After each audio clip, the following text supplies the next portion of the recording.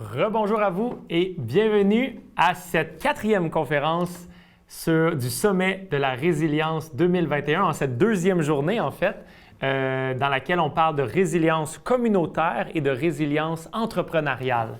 Donc hier, on a parlé plus de résilience au niveau physique, comment prendre soin de eau, nourriture, chaleur, électricité de manière le plus locale et le plus résilient possible. Et aujourd'hui, on explore ce même sujet, mais dans le contexte communautaire et ou des entreprises. Et d'ailleurs, la conférence qui s'en vient, c'est directement par rapport aux entreprises. Comment mieux travailler ensemble? Quels sont les types de systèmes qu'on peut mettre en place pour encourager chacun à devenir des co-créateurs, ce que j'aime appeler moi personnellement des intrapreneurs, au lieu d'avoir un système très pyramidal avec le patron qui dirige en haut et tout ça. Donc, juste avant, je serais vraiment curieux de savoir dans les commentaires, si vous voulez m'écrire, est-ce que vous avez déjà entendu parler d'holacratie ou est-ce que vous avez déjà entendu parler d'entreprise libérée? Donc, si vous avez déjà entendu, écrivez-moi ça dans le chat. Je suis vraiment curieux de savoir. Non, très peu, nouveaux concepts. Oh, beaucoup de noms. Hey, cool, vous allez découvrir ça à l'instant. Ensuite de ça, juste avant qu'on commence, je vous rappelle pour les gens qui sont peut-être nouveaux, qui viennent d'arriver, vous avez deux options pour profiter pleinement de l'expérience du sommet.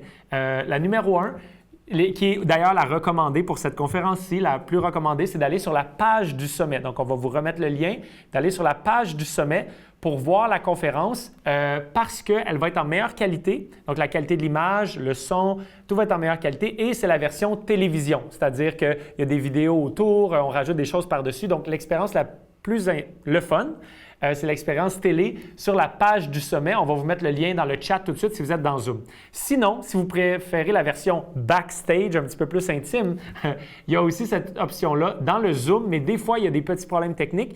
Et aussi, puisque cette conférence, pour faciliter et s'assurer qu'on ait la meilleure qualité possible d'image et tout ça pour vous, la première section de la conférence est préenregistrée et après ça, la conférencière va venir nous rejoindre pour la section questions-réponses et on va prendre les questions de Zoom, mais aussi de la page du sommet. Donc, il n'y a pas d'avantage sur ce côté-là pendant la section questions-réponses.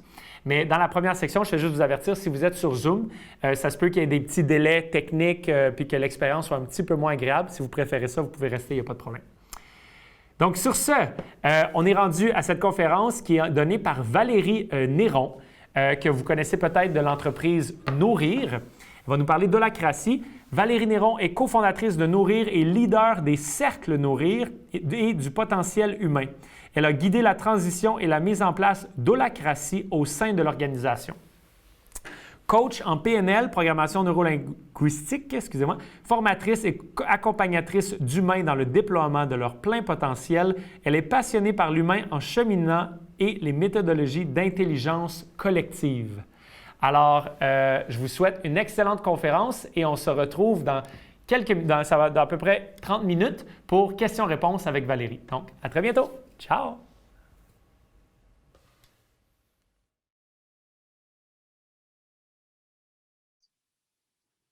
Alors, bonjour! Donc, ça fait plaisir d'être ici, en ce merveilleux sommet de la résilience. Donc, c'est un honneur aussi pour moi d'être ici. Alors, je me présente. Donc, moi, c'est Valérie Néron. Je suis ici aujourd'hui donc grâce à Nourrir. Donc, je suis leader du cercle Nourrir et Potentiel humain, donc chez Nourrir, où j'énergise d'ailleurs plusieurs rôles dans le cercle Potentiel humain. Je suis aussi cofondatrice de Nourrir, coach en PNL et au sein de Nourrir, donc j'ai guidé l'implémentation de l'holacratie. Et donc, j'ai été formée aussi en holacratie. Et aujourd'hui, je suis ici grâce à mon rôle d'ambassadrice holacratie. Et donc, mon souhait, c'est de vous partager notre cheminement d'organisation dans cette transition de mode de gouvernance et aussi de comment la découverte du paradigme TEAL nous a vraiment alignés en fait sur ce qui faisait vraiment sens pour nous. Et ce qui a en fait motivé notre choix de mode de gouvernance, donc de passer en holacratie. Alors, donc pour vous en parler, j'ai pensé à un invité spécial aujourd'hui. Et donc, j'ai pensé vous présenter notre boss à nourrir. Donc, alors, voici notre boss. Donc, en fait, c'est la Constitution. Donc, c'est vraiment, comme ça le dit ici, donc les règles du jeu. Donc c'est un peu c'est notre base pour nous dire comme, OK, qu'est-ce qu'on peut faire, qu'est-ce qu'on ne peut pas faire dans le cadre de cette nouvelle gouvernance-là. Excusez-moi. Et donc, on a adopté Holacracy il y a maintenant un peu plus de 2 ans. Donc, je vais d'ailleurs vous partager mon écran.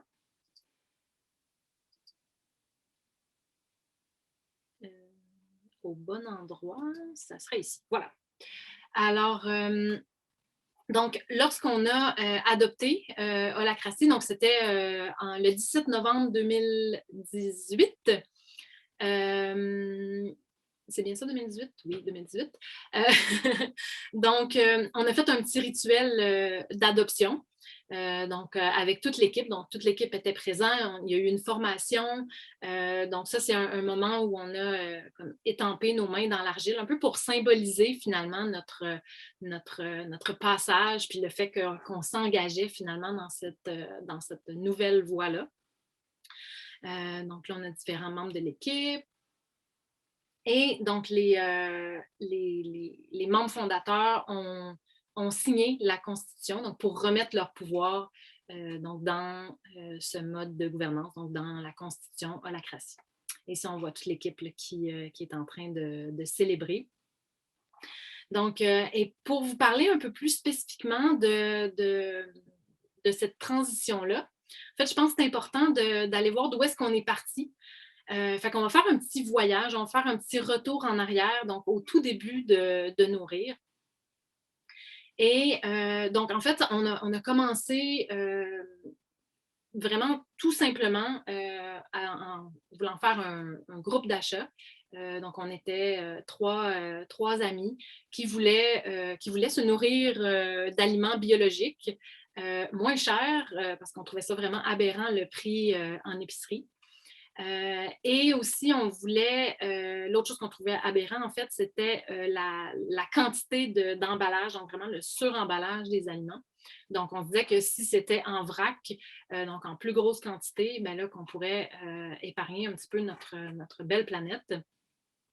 Donc, ça, c'était vraiment nos motivations de base. Et ça faisait longtemps qu'on en parlait, qu'on se disait, ah, on devrait le faire, on devrait le faire.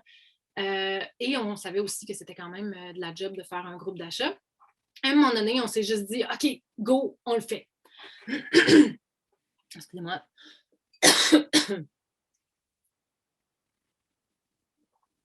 Alors, donc, on s'est dit, go, on le fait. Donc, on a écrit notre mission, qui était donc de rendre accessibles des aliments biologiques à prix abordable, des aliments d'excellente qualité, donc tout en préservant l'environnement et ses habitants. Donc, on a aussi voyons. Donc, on a pondu, voilà, on a pondu nos valeurs, donc qu'est-ce qui était cher à notre cœur. Et on s'est tout simplement enregistré au gouvernement. Voilà, bing bang, on a fait un site web.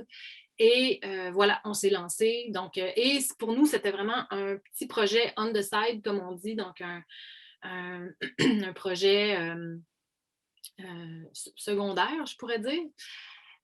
Et on s'est rendu compte, en fait, que ça répondait à un besoin. Oui. Et donc, en fait, les participants ont vraiment décuplé. Donc, je vous montre. À notre première commande, donc en juin 2015, on avait 90 commandes. Donc, on avait quand même un bon réseau. Donc, voilà. Donc, ça représentait environ 900 kilos d'aliments. Et donc, 2 ans et demi plus tard, en novembre 2017, on était rendu, donc, chaque commande, donc c'était aux 2 mois. Et donc, chaque commande, on transigeait environ 3000 commandes. Quand je dis une commande, c'est à chaque moment d'emballage, puisque c'était périodique, donc à chaque 2 mois, comme je disais. Donc, et pour 43 000 kilos d'aliments. Donc, vous voyez un petit peu la progression qui a été quand même assez fulgurante. Donc, en fait, la taille du projet a vraiment décuplé. Donc, on est vraiment passé de gérer un projet nomade, ponctuel, à gérer une entreprise à temps plein. Donc, avec, entre autres, un local de 11 000 pieds carrés, avec une trentaine d'employés, certains temps plein, d'autres temps partiel. Donc voilà, ça c'est un peu pour vous montrer la progression quand même assez rapide et aussi, je ne sais pas si je pourrais dire notre surprise, notre agréable surprise, mais donc on n'était pas, on ne s'alignait pas pour une entreprise nécessairement. Et donc, à travers tout ça, il y avait une espèce de refus un peu du management classique, en fait, et du modèle hiérarchique plus traditionnel. Donc, pour nous, on avait toujours vu ça comme donc on se voyait en cercle. Et, et pour nous, donc, même s'il y avait donc, des personnes qui étaient un peu plus impliquées, donc qui leadaient le projet, on était tous en cercle, puis chaque personne, chaque point de vue était important et tout ça. Et donc, on fonctionnait un peu plus de manière organique, donc il n'y avait pas nécessairement de structure claire. Et comme vous avez pu constater avec la progression, c'est sûr que dans le temps, donc il a fallu s'adapter à différentes réalités, donc il était en constant changement, autant au niveau de la gestion de l'équipe que de la logistique des commandes et tout ça. Et donc, on a eu un chemin, en fait, oui, d'ajouter de la clarté, de toujours essayer de mieux faire les choses, ça, c'est sûr. Je pense que c'est le propre de chaque organisation. Sinon, je pense que ça irait mal. Mais donc, à travers ce cheminement-là, même si pour nous, on disait qu'on était en cercle et tout ça, il y a eu une certaine, à notre insu d'ailleurs, une certaine structure hiérarchique qui s'est un peu glissée de par le fait qu'il y avait des gens qui étaient un peu plus impliqués dans le projet et qui, en fait, qui connaissaient, qui étaient au courant de toutes les choses, donc qui se retrouvaient aussi à prendre plus de décisions. Donc là aussi, là, vous avez un petit peu, là, donc 2 ans et demi plus tard, à quoi ça ressemblait.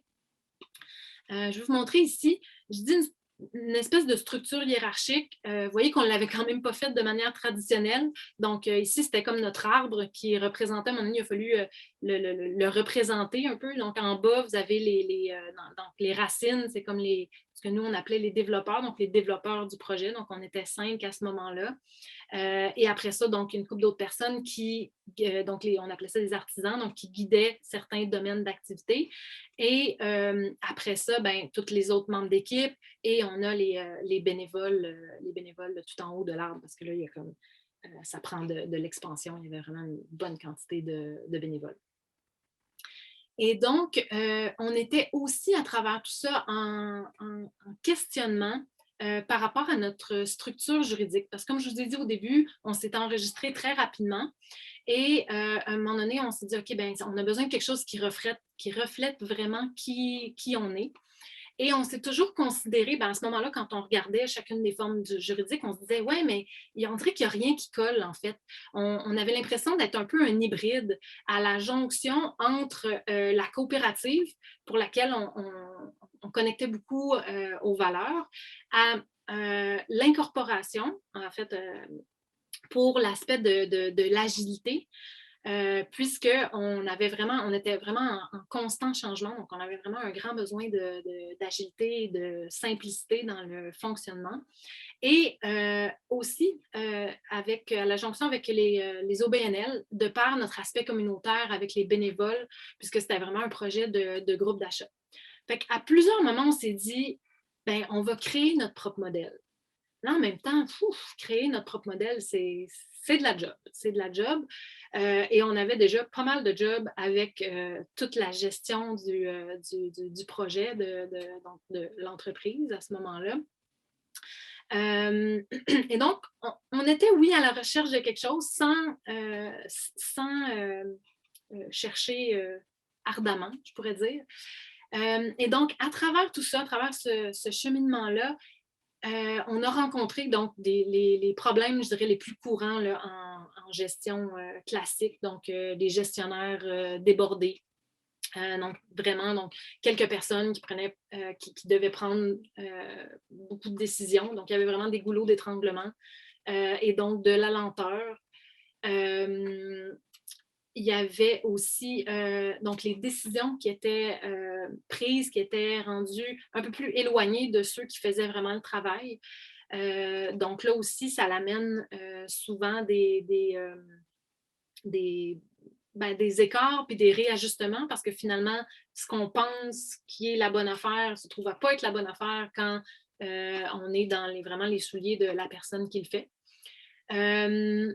Plusieurs autres choses aussi comme l'identité personnelle vraiment mélangée, donc assimilée au poste, des zones de flou, donc sur qui fait quoi, donc qui amène vraiment un manque de clarté. Donc, il y avait vraiment un manque de clarté au niveau des autorités, donc de qui fait quoi.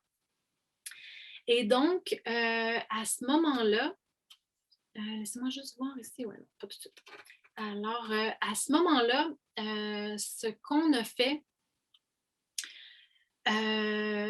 en fait, c'est tout simplement qu'il y a un soir, donc j'étais en train de faire des recherches Internet. Attendez, je vais arrêter un petit peu le partage d'écran. Voilà. Alors, à ce moment-là, donc je faisais des recherches sur Internet. Vous savez, le genre de recherche qu'on commence avec une petite recherche banale, donc on part du point A et on finit par se ramasser dans un point Y au fil des sites ou des idées qui ont passé. Et, mais pas juste ce genre de recherche Internet-là, c'est le genre de recherche Internet que quand on arrive au point Y, justement, c'est un peu comme si toute la pièce s'illumine. C'est vraiment comme si on a un moment de wow, OK, qu'est-ce que je viens de découvrir là? En fait, c'est un peu comme si les Vikings qui avaient navigué les mers avaient cartographié donc certaines régions et que Christophe Colomb, excusez-moi, serait tombé sur cette carte-là.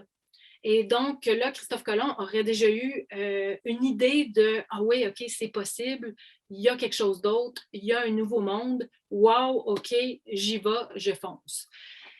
Donc, imaginez qu'est-ce que Christophe Colomb aurait pu sentir à ce moment-là de découvrir une carte avant même de partir en voyage. Alors, c'est un peu ce qui nous est arrivé quand on a découvert, en fait, les entreprises Teal ou le paradigme Teal lors donc d'une recherche Internet qui parlait de l'acratie et des entreprises Teal. Donc, donc, qu'est-ce qu'on a découvert exactement? En fait, Teal, ça se trouve à être, donc je vous montre ici, donc c'est tiré d'un ouvrage de Frédéric Laloux, donc, qui s'appelle Reinventing Organization. Et dans cet ouvrage-là, c'est comme s'il fait l'évolution des modèles organisationnels à travers l'histoire. Donc, il relate vraiment l'histoire de comment les gens ont travaillé ensemble et de comment de nouvelles perspectives aussi sont en train d'émerger. Et donc, à travers ça, il a étudié donc, de ces nouvelles entreprises-là qui font les choses différemment et qui ont un système de croyances et un positionnement différent. Et c'est comme s'il a dégagé des caractéristiques spécifiques à ces entreprises-là. Et c'est ce qui a pris forme, en fait. C'est comme ça que c'est révélé, finalement, un nouveau paradigme qui est en émergence. Et donc, je vous explique un petit peu les trois principes de base, en fait, de ce nouveau paradigme. C'est la raison d'être évolutive, l'autogestion et la plénitude au travail. Donc, quand on parle de plénitude au travail, on parle de comment, en fait, les gens peuvent être pleinement soi au travail, donc laisser aller les masques, laisser aller l'ego, puis pouvoir montrer notre vrai soi et donc notre plein potentiel aussi. Et pour ce qui est de la portion de l'autogestion, ben donc en fait, holacratie, que nous on a adopté, se trouve à être une des formes d'autogestion. Donc il y a plusieurs formes d'autogestion, mais donc ça se trouve à être une forme et c'est la forme que nous on a choisie. Donc, quand on a découvert ça, donc comme je disais tout à l'heure, pour nous, ça a été vraiment wow! C'est comme si tout d'un coup, ça venait mettre des mots sur notre ressenti. Comme si finalement, on n'était pas les seuls à penser comme ça et à vouloir faire les choses autrement.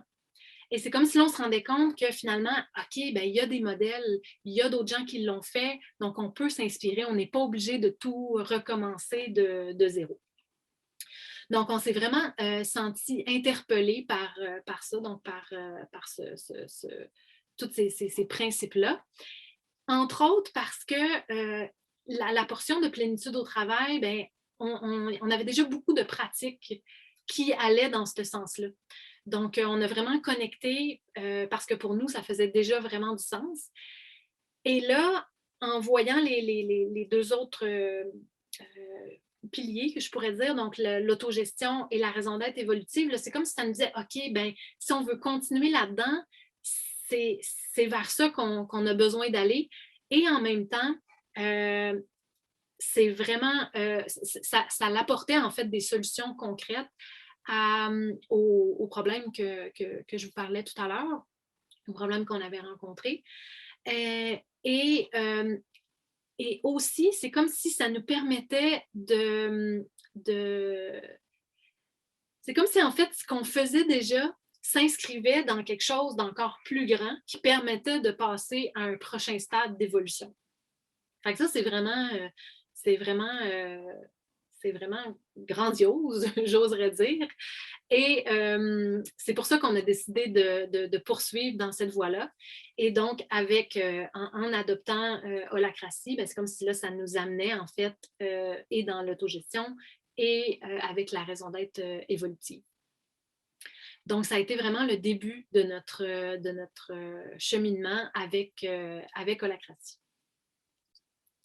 OK, donc justement, Holacratie, je vais vous repartager mon écran. Parce que j'ai envie de vous partager en fait qu'est-ce qui a fait qu'on a connecté autant avec Holacratie. Donc, voilà. Donc, qu'est-ce qui a été nos coups de cœur? Donc, un peu les principes, donc, coups de cœur. Donc, entre autres, il y a ça, les cercles. Donc, pour nous, comme je disais tout à l'heure, on s'est toujours pensé en cercle, mais là, c'était une manière concrète de le rendre explicite et même que ça allait bien au-delà de ce qu'on imaginait. Nous, au départ, parce que là, il n'y a pas juste la notion de un cercle, mais donc plusieurs cercles qui sont même fractales. Donc, en fait, ça, ce que vous voyez en ce moment, donc, c'est notre holarchie. C'est ce qui est notre organigramme, finalement. Ce qui remplace notre organigramme, je devrais dire. Et donc, ce que vous voyez ici, chacun des petits cercles, ça se trouve être un rôle. Chacun des grands cercles aussi se trouve être un rôle. Et donc, le principe avec ça, donc, c'est que chacun des rôles, bon, excusez-moi, je vais replacer mes idées. Donc, tous les rôles se trouvent à avoir de l'autorité, donc sur un domaine spécifique. Donc, l'idée avec un système d'autorité distribué comme ça, donc on n'est pas dans chercher à ce que tout le monde ait le même pouvoir. On est plutôt dans à ce que tout le monde ait du pouvoir. Et là, chacun donc, aura du pouvoir en lien avec ses domaines d'expertise et donc pourra prendre du pouvoir et des autorités, en fait, et donc pourra prendre les décisions qui sont liées à son domaine d'expertise. Et donc, les cercles, comme vous voyez ici, les cercles et donc les rôles, donc, il y a, en fait, c'est que les fonctions du manager traditionnel sont décortiquées finalement. On enlève tout ce qui est superflu, c'est-à-dire que souvent le manager se retrouve à faire vraiment énormément de choses. Il y a comme son chapeau devient un peu à l'infini, comme on pourrait dire. Et là, on se trouve à garder ça vraiment à l'essentiel, à diviser ça en quelques rôles structurels. Donc, dès qu'on crée un cercle, ces rôles-là sont là, donc pour manager le cercle, mais en fait pour remplir ces fonctions managériales-là. Et donc, tous les autres rôles sont des rôles opérationnels. Donc, une personne peut avoir plusieurs rôles. Un rôle peut être occupé aussi par plusieurs personnes. Donc, toutes les variantes sont possibles. Et donc, chacun de ces rôles-là a une raison d'être qui est alignée avec la raison d'être de son cercle et qui est alignée avec la raison d'être de nourrir. Donc, en fait, c'est comme si tout le monde, finalement, se retrouve à travailler pour la raison d'être de l'organisation. Donc, il y a vraiment un alignement de sens par rapport à ça. Et d'ailleurs, petite anecdote par rapport à ça, c'est vraiment intéressant parce que la notion de sens, exemple, quand je passe des entrevues à nourrir, les candidats qu'on rencontre en entrevue, c'est la chose que j'entends le plus souvent. Donc, ils postulent chez nous parce qu'ils ont envie que ça fasse du sens, que leur travail fasse du sens et que leurs actions et que toutes leurs valeurs, en fait, soient alignées dans toutes les sphères de leur vie. Ça, c'est ce que j'entends le plus souvent en entrevue. Donc, je trouve ça quand même intéressant parce que justement, c'est un peu pour démontrer que finalement, l'aspect du sens, l'aspect de la raison d'être, ben, ça guide non seulement à l'interne, mais aussi ça l'attire aussi les gens donc, ça l'attire les gens de l'extérieur aussi. Dans les autres principes ici, qu'est-ce que j'ai? Ah oui, donc on peut voir ici, donc ça vous donne une idée. Ça, c'est donc les différents rôles que j'ai donc dans différents cercles. Donc, comme vous pouvez voir, on peut avoir différents rôles dans différents cercles. Tout comme une personne là, pourrait avoir un rôle aussi dans un cercle. Voilà, j'arrête mon partage d'écran. Je reviens avec vous.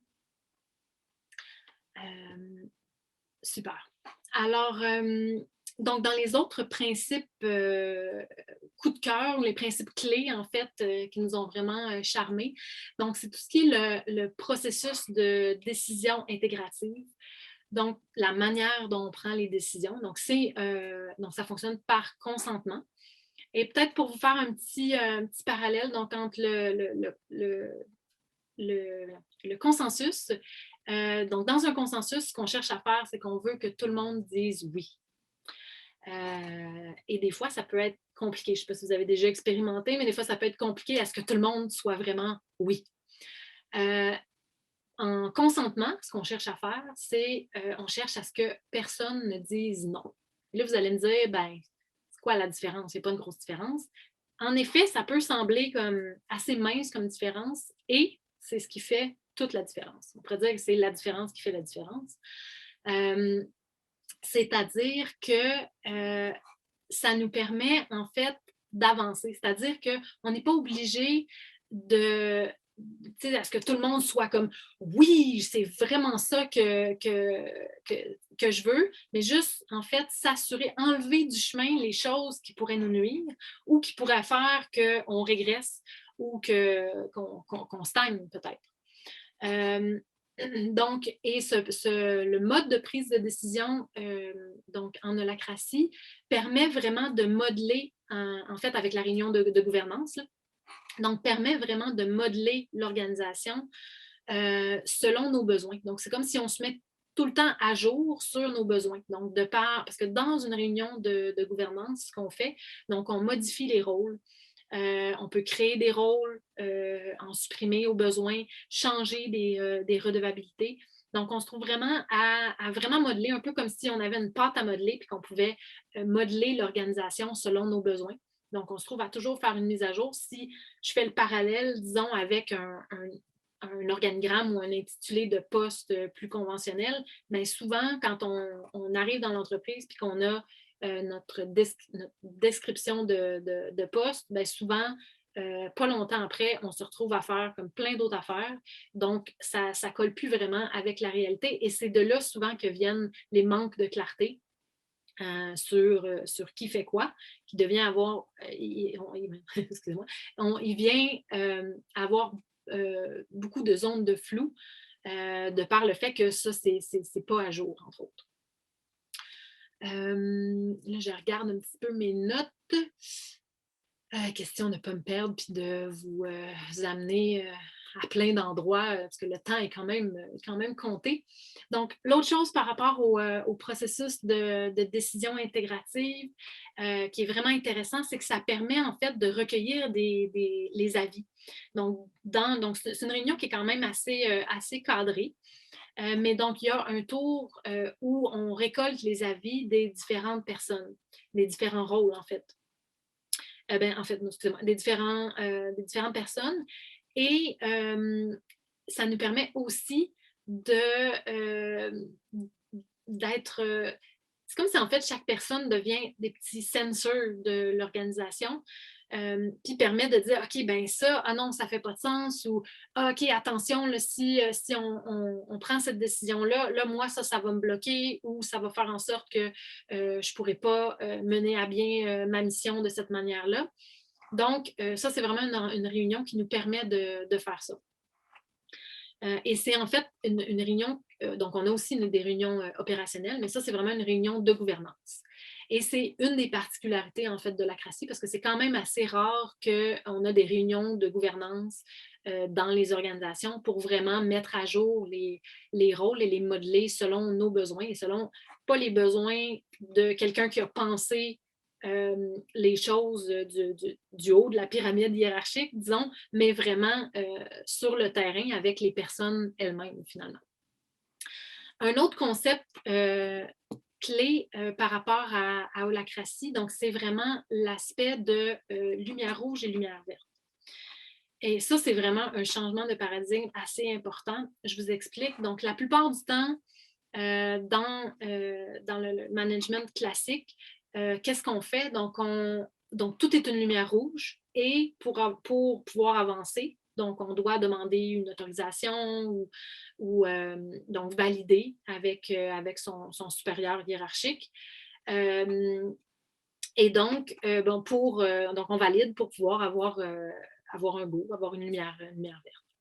Et donc, dans Holacracy, donc on part du principe que tout est une lumière verte, à moins qu'il y ait une lumière jaune ou une lumière rouge.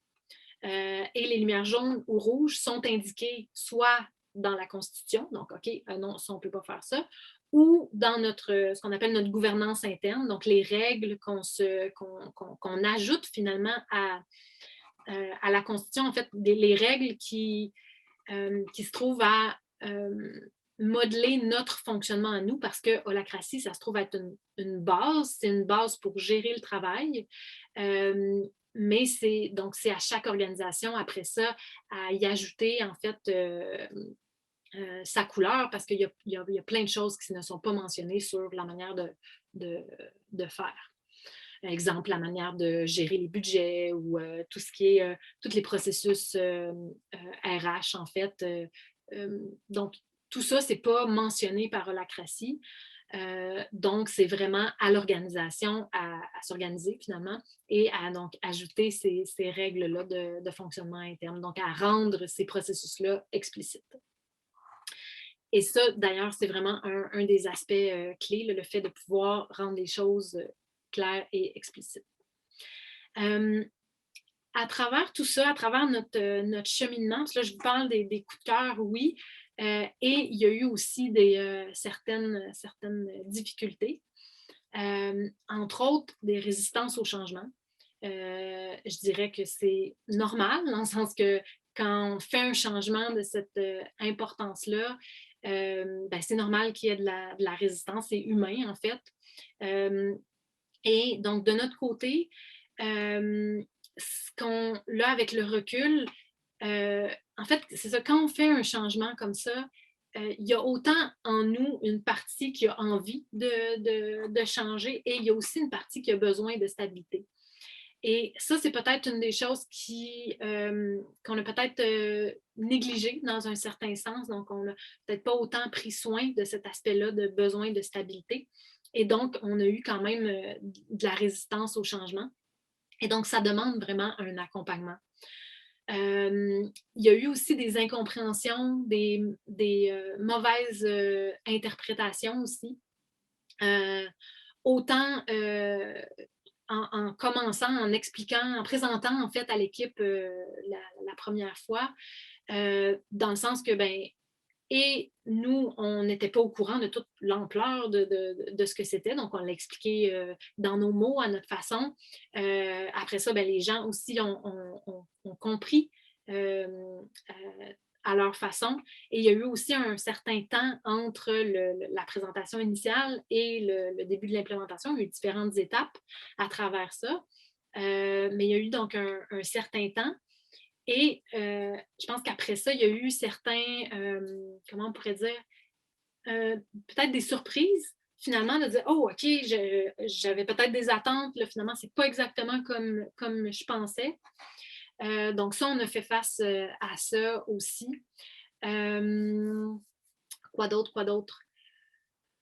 Oui, l'aspect de la vision tout horizontale, ça, je pense que ça fait partie de nos écueils et je pense que c'est quand même assez commun parce que l'aspect de la vision horizontale, je vous parlais tout à l'heure du paradigme Teal, mais bon, il y a d'autres paradigmes aussi là, dans notre petit livre Reinventing Organization.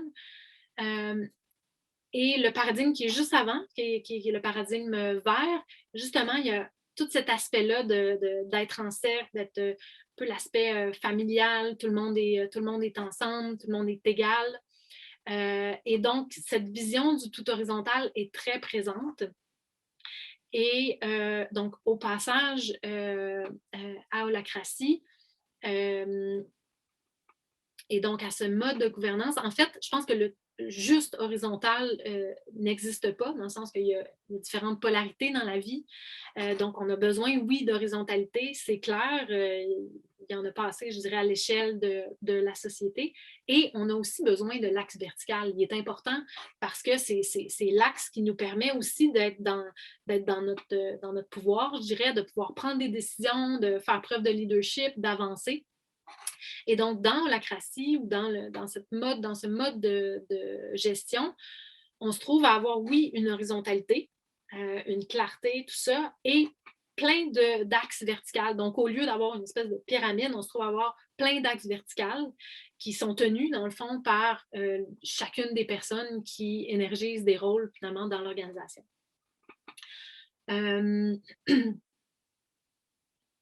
Je pense que j'ai fait le tour. Par rapport aux écueils, il y en a eu d'autres, mais je vais continuer d'avancer parce que je vois le temps qui file. Et je veux aussi vous parler en fait des bénéfices, donc de qu'est-ce que ça nous a apporté, qu'est-ce que ça nous apporte encore de ce mode de gouvernance et donc pourquoi on fait encore ce choix-là, donc 2 ans plus tard, malgré les différents écueils. Là, je trouve qu'on est rendu vraiment dans une belle phase. Donc, l'équipe présente est vraiment motivée, a vraiment une soif d'apprendre, soif de se développer. Parce que, dans le fond, et c'est aussi pour ça, je dirais que notre management est vraiment résilient. C'est-à-dire que la raison d'être est vraiment évolutive, donc, et amène vraiment du sens. Je vous ai parlé de notre mission au début. Et là, notre raison d'être, justement, a évolué. Et notre raison d'être, en fait, c'est rendu d'incarner et de mener la transition vers des écosystèmes en santé et durables. Donc, vous voyez déjà, il y a eu une évolution. On peut voir même que c'est comme si ça a pris de l'ampleur. C'est comme si l'étoile qui nous guide, finalement, l'espèce d'étoile polaire, a pris de l'ampleur. Donc, notre champ d'activité, je pourrais dire, où notre vision, finalement, s'est élargie grâce à ça, grâce à ce nouveau mode de gouvernance. Dans les autres bénéfices aussi, mais là, le pouvoir décisionnel est vraiment adéquat et vraiment là où on en a besoin. Donc, c'est les personnes qui énergisent les rôles, qui prennent les décisions en lien avec leur aire de responsabilité, en lien avec leur sphère d'activité. Et donc, ce qui fait aussi que c'est un management qui est résilient, c'est qu'on peut vraiment, comme je disais tout à l'heure, avec le processus de décision intégrative et la réunion de gouvernance, c'est vraiment qu'on peut adapter, on peut s'adapter et ajuster en fait nos besoins et vraiment le coller à la réalité. Et donc, en continu. Donc, ça permet vraiment d'être résilient, donc de pouvoir s'adapter et tout en gardant toujours une clarté. Je dis toujours, mais c'est sûr qu'il y a des moments où c'est moins clair, mais quand on se rend compte que c'est moins clair, OK, c'est simplement un petit sensor pour nous dire, OK, ça, c'est un point qu'on devrait amener en réunion. Donc, un changement de gouvernance comme ça, en fait, l'autogestion, je dirais, c'est pas juste le changement de gouvernance, mais c'est surtout l'aspect de l'autogestion. Donc, ça l'amène une transformation personnelle et une transformation collective aussi. Excusez-moi, une petite couette qui me bloque la vue. Donc, une transformation personnelle et collective. Et je dirais qu'il faut être prêt à ça en quelque sorte. Il faut accepter surtout de se transformer soi. Parce que c'est comme si ça devient en fait un gros... en fait, ça nous reflète nos forces et nos lacunes.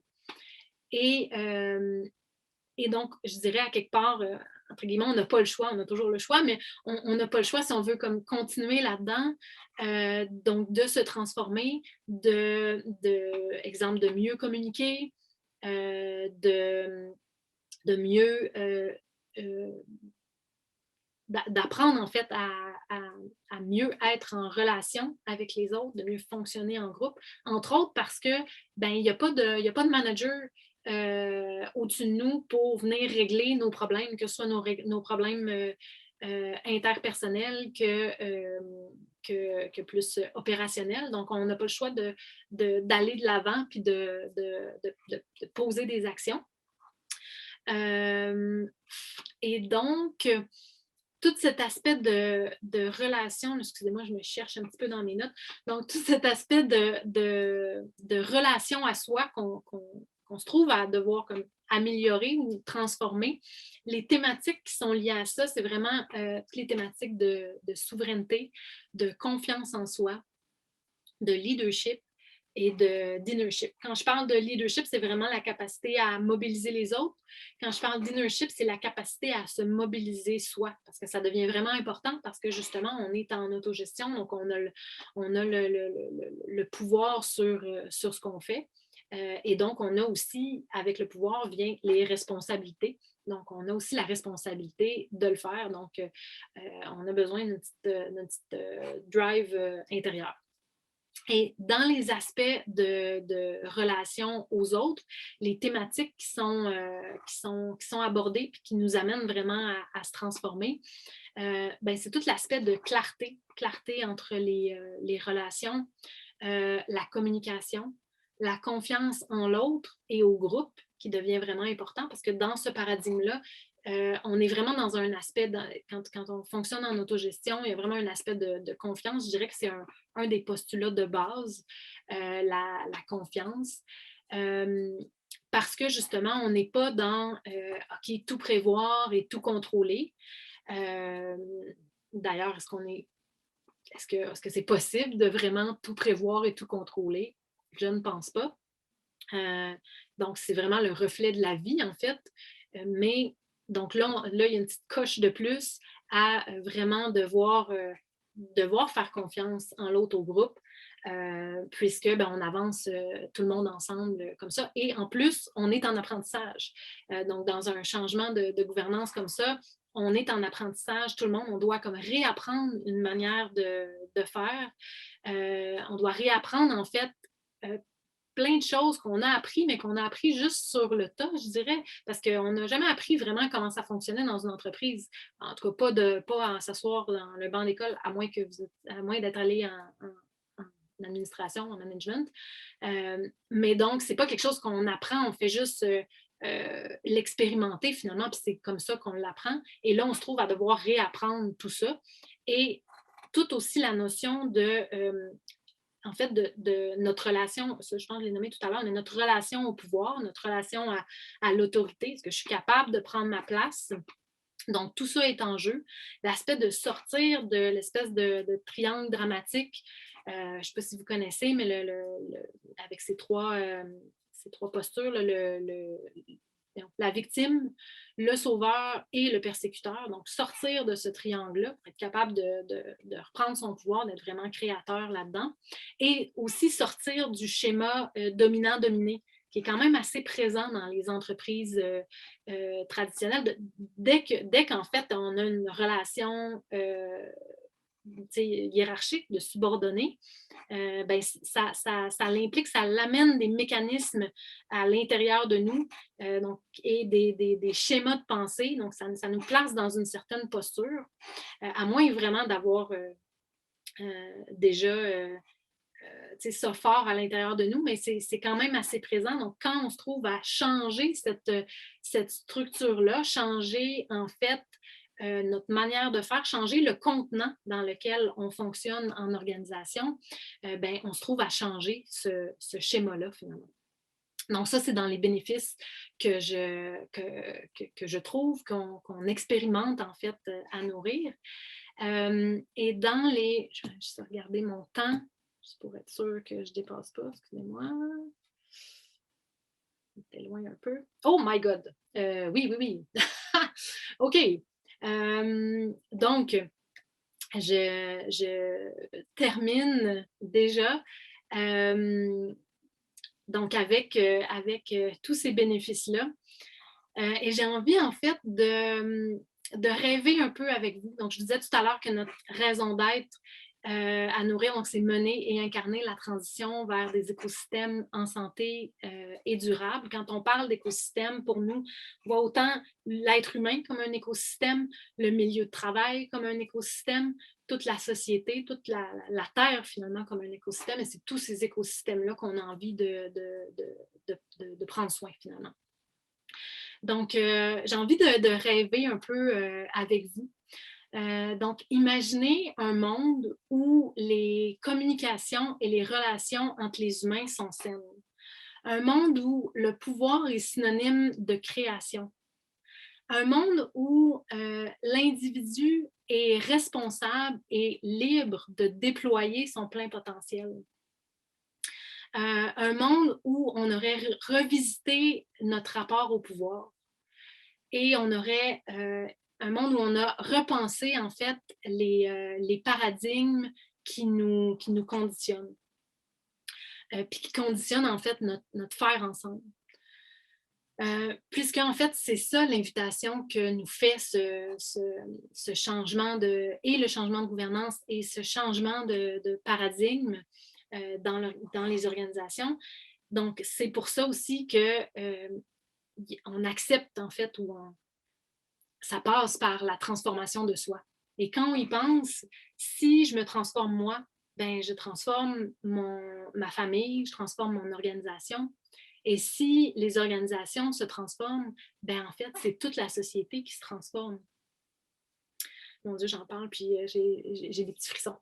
Fait que si, comme moi, vous avez envie de voir émerger, en fait, ce nouveau paradigme-là, si vous avez envie d'y participer activement, d'en être un acteur, je vous invite à à suivre. Entre autres, il y a une formation qui s'en vient sous peu qui va être disponible donc, sur le membership de Solutions ERA. Donc, une formation qu'on va donner, donc, que je vais donner sur ce paradigme-là émergent. Et sur plein de trucs, en fait, qu'est-ce qu'on peut mettre en place, donc des trucs concrets aussi qu'on peut mettre à notre échelle, même si on ne décide pas de faire le gros switch, mais il y a plein de choses qu'on peut faire pour s'en aller vers ça, puis pour amener encore plus de communication, de relations saines, etc.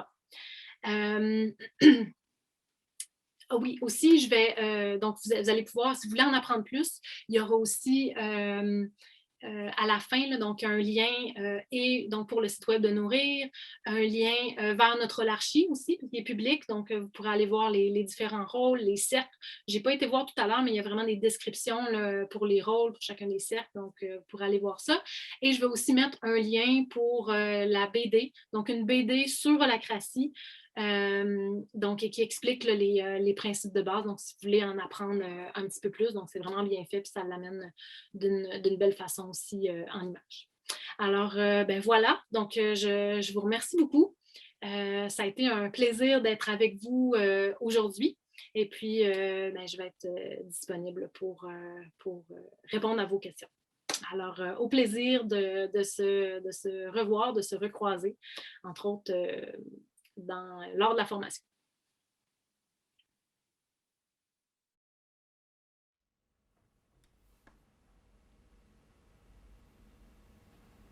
Alors, rebonjour tout le monde. On est maintenant avec Valérie en direct. Alors, bonjour Valérie. Bonjour. Comment ça va? Ça va très bien. Super, content de t'avoir parmi nous. Il y a eu des super bonnes questions, autant dans le chat du sommet, donc sur la page du sommet, que dans le Zoom. Alors, est-ce que tu es prête à recevoir ces questions? Je suis prête. Parfait, super. La première question de Arthur, c'est: avez-vous adapté les pratiques de l'holacratie ou suivez-vous vraiment la Constitution à la lettre? Bien, pour ce qui est de la Constitution, oui, on suit la Constitution. Et en même temps, il y a plein de choses qu'on a adaptées parce que la Constitution, c'est vraiment juste une base. Ça dit comment gérer le travail, mais pour plein d'aspects, ça ne mentionne pas, exemple, comment gérer les budgets, comment s'occuper des ressources humaines, etc. Donc, il y a vraiment, vraiment plein d'aspects qu'il faut qu'on adapte. On a adapté aussi un aspect, nous, par rapport aux leaders de rôle. Donc, on a rajouté ce qu'on appelle comme une application qu'on a créée justement parce que des fois, il y avait beaucoup de choses à apprendre par rapport à l'holacratie, des fois pour des gens qui étaient à temps partiel.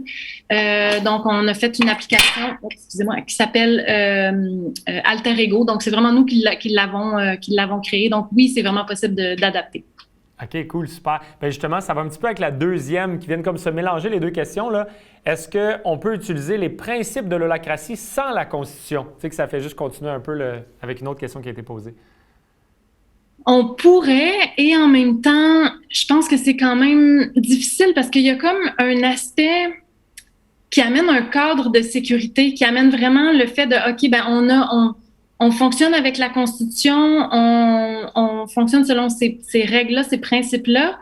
Donc, il faut que les gens aient l'espace, en fait, puis sachent qu'ils puissent prendre vraiment leur leadership, avoir les autorités. Donc, sans vraiment adopter la Constitution, je crois que c'est faisable, mais je pense que du côté humain, du côté, tu sais, comme pour tout ce qui est notre posture interne, je pense que c'est vraiment aidant, en fait. C'est vraiment plus aidant comme ça. Oui, je comprends. Pour donner une stabilité. OK, super. Donc, il y a une autre question par rapport au financement. Donc, comment est-ce que Nourrir est financé? Car normalement, c'est l'entrepreneur qui a pris les décisions finales, qui a mis l'argent dans le projet, ou les actionnaires, qu'on appelle souvent les actionnaires. C'est eux qui ont mis l'argent. Alors, dans votre cas, comment est-ce que c'est financé? Ben en fait, depuis le début, notre projet, c'était vraiment avec une implication minimale d'argent. Parce qu'en fait, comme je disais au début, c'était vraiment un groupe d'achat. Donc, on récoltait, les gens payaient Donc, au moment de faire leur commande, donc on avait déjà l'argent au moment de nous commander aux fournisseurs. Là, c'est sûr qu'avec ça a pris de l'ampleur et là, en fait, le groupe c'est autofinancé au fil du temps. OK.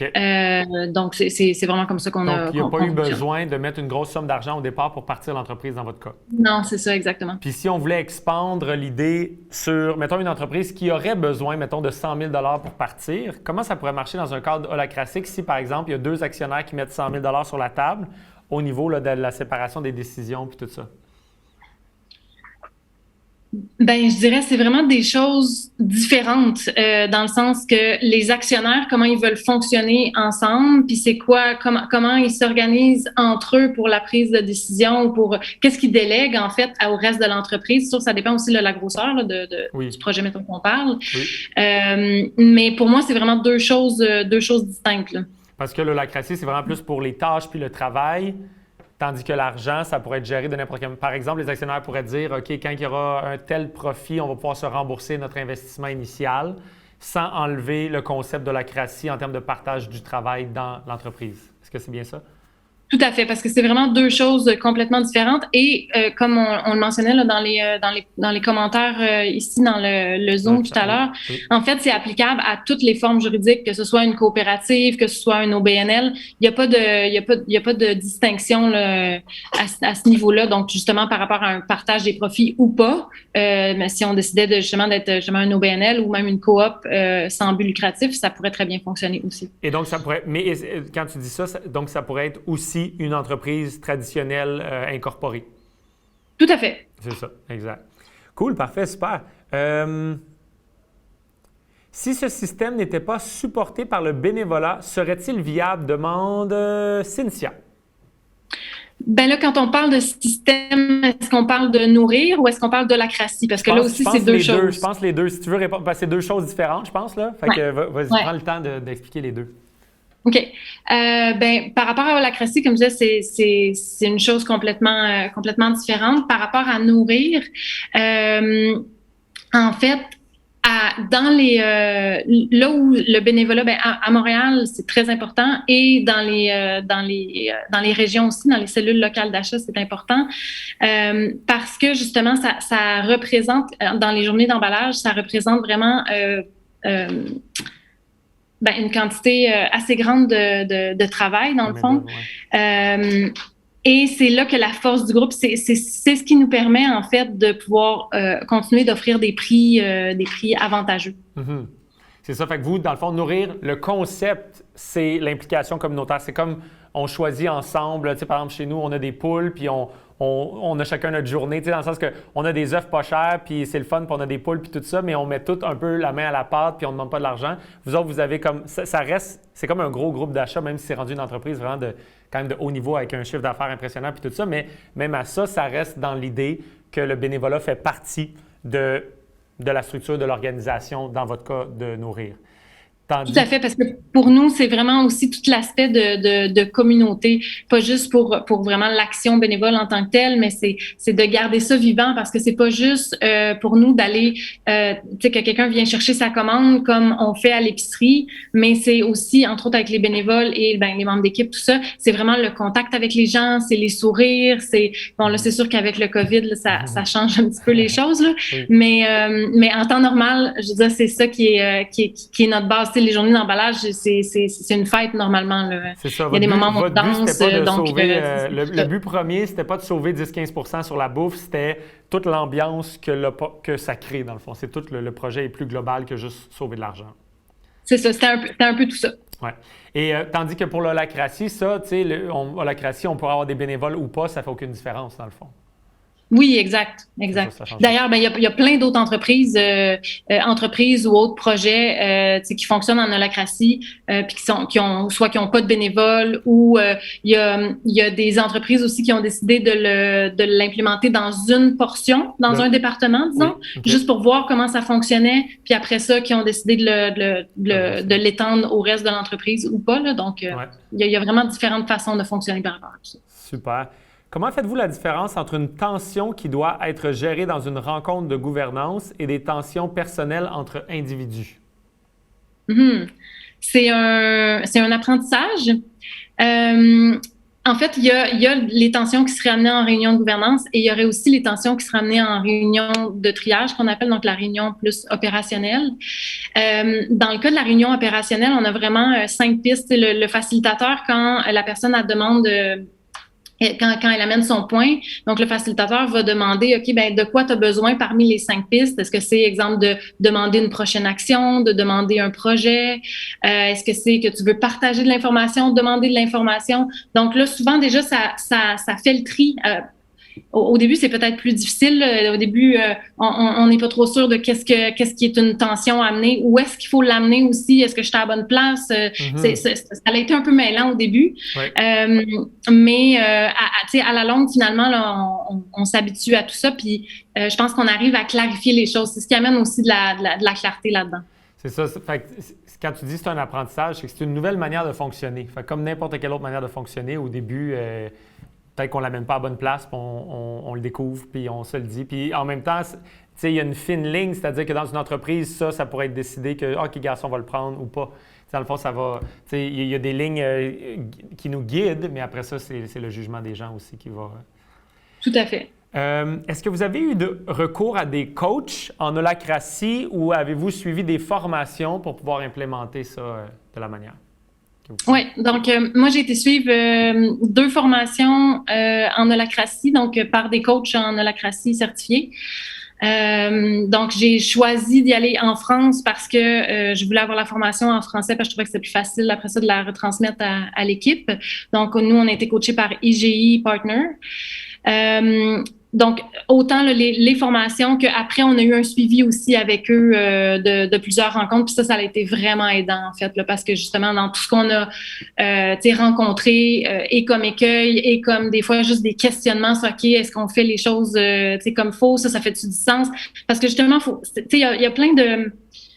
C'est comme des petits puzzles dans notre tête, là, comme un petit casse-tête, qui est habitué de fonctionner comme ça. Puis là, ben, quand on bouge toutes les affaires, à un moment donné, ça devient déstabilisant. Puis là, on se pose beaucoup de questions. Fait que c'est vraiment intéressant d'être accompagné dans ce processus-là. Oui, vraiment. Comme n'importe quelle grande chose, des grandes modifications organisationnelles comme ça, c'est vraiment aidant. Dernière question avant qu'on te laisse aller dans la... Je crois que tu l'avais déjà nommé, mais il y avait une question par rapport à la forme juridique de nourrir que vous avez choisie finalement. Oui, c'est vrai, je l'avais pas mentionné. Donc, finalement, on a choisi, suite à notre découverte de TIL et tout ça, on a choisi, en fait, de continuer avec la forme la plus simple pour nous, c'est-à-dire l'incorporation. Mais, en fait, d'être incorporé, c'est un grand canevas, une grande toile blanche. On peut faire ce qu'on veut là-dedans. Fait qu'on inclut, en fait, tous les principes qui nous plaisent, les valeurs, tout ça. Donc, en fait, on a décidé, même si on trouvait que des fois, les incorporations ont un peu, l'aura des grosses corporations, puis c'était ça, entre autres, qui nous rebutait parce qu'on disait, c'est vraiment pas nous autres. Ouais. Donc, comment faire autrement, mais comme vraiment amener notre modèle. C'est ça. C'est ça qui est beau avec les Solutionnera, c'est incorporé aussi justement par le fait qu'une incorporation, c'est une feuille blanche, tu fais ce que tu veux avec. Fait qu'après ça, tu peux l'amener aussi bonne ou aussi, moins proactive pour la société, l'environnement et tout ça que tu veux. C'est vraiment ouvert. Cool, super. Ben merci beaucoup, Valérie. C'était vraiment très cool de t'avoir parmi nous. Dans le fond, pour les gens qui sont avec... d'ailleurs, j'ai 2 questions pour toi, en fait. 2 petites pour terminer. Comment on fait pour vous suivre si on veut en savoir plus, soit sur l'holacratie, soit sur Nourrir? Est-ce qu'il y a moyen de communiquer avec toi ou de quelle manière? Oui, tout à fait. Donc, il y a moyen de communiquer avec moi. Là, je vais continuer de répondre aux questions dans l'événement Facebook, ça c'est sûr. Cool. Il y a possibilité de m'écrire aussi, donc un courriel. Et surtout, il va y avoir une formation donc sur le membership de Solutionnera, donc qui va s'appeler les organisations Opal, l'émergence d'un nouveau paradigme. L'émergence de nouveaux paradigmes. Ah, cool, parfait. Fait que justement, c'était mon autre question, c'est est-ce qu'il va y avoir une formation? Et tu prévois pour quelle date environ la formation la nouvelle formation? Oui, on est vraiment en train de la monter en ce moment. On espère le plus tôt possible. Pour être réaliste, en ce moment, je dirais peut-être une première portion fin février. Ah, wow, OK. Fait que c'est dans le, tu sais, d'ici l'été, on va probablement avoir la formation sur le membership. Au complet, là. Oui. C'est ça. Oui. Cool, parfait. Fait que c'est juste pour donner une idée aux gens aussi, parce qu'il y en a qui sont peut-être intéressés à joindre le membership. Fait que ça va être une des formations qu'on va avoir avec Valérie. Et donc, d'ici l'été, disons, pour être sûr qu'on tienne nos promesses. Donc, Mais le premier chapitre est en cours, donc le premier chapitre va être cet hiver, ça c'est sûr. Cool, super. Bien, merci beaucoup. C'est vraiment extraordinaire. Donc, merci à tout le monde d'avoir été là. Maintenant, vous allez avoir deux choix pour la suite. Si vous désirez continuer la conversation avec Valérie, vous allez pouvoir aller sur le Zoom. Il y a une salle qui est créée juste en bas. Vous allez en bas du Zoom. Il y a 4 petits carrés. Si vous cliquez là-dessus, il y a une salle qui s'appelle Questions-réponses avec l'intervenant. Alors, si vous voulez continuer la discussion avec Valérie, lui poser des questions, il va y avoir un facilitateur là aussi pour s'assurer que le plus de gens possible aient leurs questions répondues. Eh bien, vous avez juste à aller dans cette salle-là. Si vous êtes sur la page du sommet, vous pouvez peser sur le bouton orange pour arriver sur le Zoom et de l'espace Zoom, vous allez peser sur le même bouton pour vous déplacer dans la salle avec Valérie. Sachez que un des petits défauts là, présentement, c'est que si vous avez une vieille version de Zoom, ça se peut que vous ne voyez pas les petits carrés en bas à droite et on va mettre un lien dans le chat qui va vous permettre de downloader la nouvelle version de Zoom et de rejoindre Valérie dans le fond pour pouvoir poser toutes vos questions directement avec elle. Donc ça, c'est votre choix numéro 1 si vous voulez aller parler avec Valérie. Si vous avez déjà eu réponse à vos questions, vous pouvez aller sur la plateforme directement. Donc quand je dis la plateforme, la page du sommet. Et là, il va y avoir certaines vidéos qui vont vous être présentées, des vidéos qu'on avait créées avant le retour de la pause qui va être à 3 heures. Donc, à 3 heures, dans 20 quelques minutes, avec Jean-Luc Henry, qui va nous parler de l'entreprise engagée. Donc, je vous recommande fortement d'être là de retour à 3 heures avec Jean-Luc Henry. D'ici là, comme j'ai mentionné, 2 endroits. Posez vos questions à Valérie ou regardez les autres vidéos qu'on a préenregistrées pour vous amener plus de valeur, plus de sujets super intéressants d'ici là. Et dernière chose, si vous vouliez, juste dans le chat, n'importe quel chat du Zoom ou de là-bas, me dire, après cette conférence-là, s'il y avait un mot que vous aimeriez nous laisser, un mot qui représente soit ce que vous ressentez ou ce que vous pensez de cette conférence-là que vous venez d'avoir, nous l'écrire en un mot, ça serait vraiment le fun. On va faire un petit nuage de mots avec ça. Donc, si vous voulez nous les écrire dans le chat, ce serait vraiment super. Alors, sur ce, je vous remercie énormément d'avoir été là. Je vous laisse partir dans une des 2 endroits qui vous plaisent le plus et on se retrouve à 3 heures. À très bientôt. Ciao!